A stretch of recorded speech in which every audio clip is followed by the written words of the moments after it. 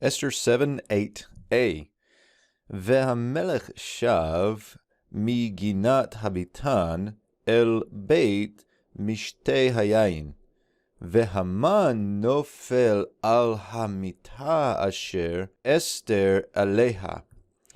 So we begin here again with the king. So in the narrative, we're bouncing back to what the king is doing. Here we have the call perfect third masculine singular of the root shuv. Again, like with kum that we saw in a previous video, we have that hollow verb, or that tu vav yod verb that could be a participle or a perfect third masculine singular. Here again, I think perfect third masculine singular still works.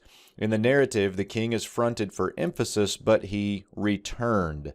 The king returned from the garden of the palace, from the palace garden, to the house of the drinking of the wine. And so this is again idiomatic for the banquet hall or something like that, to the house of the drinking of the wine. So he returns back to the party, so to speak.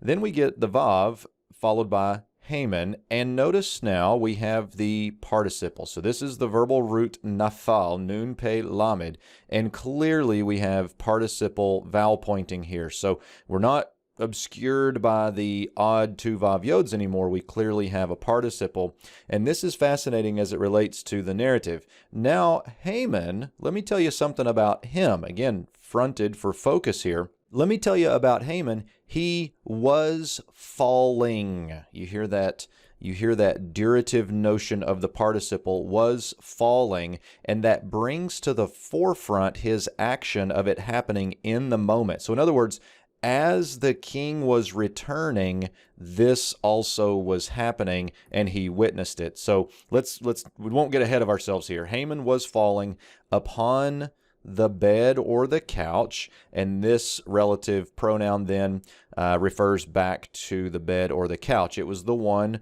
which Esther, and then we have a verbless clause here, which Esther was, for context, was upon it. The it here is the couch, and so we could bring this resumptive pronoun back up here to the relative and say Haman was falling upon the couch where Esther was.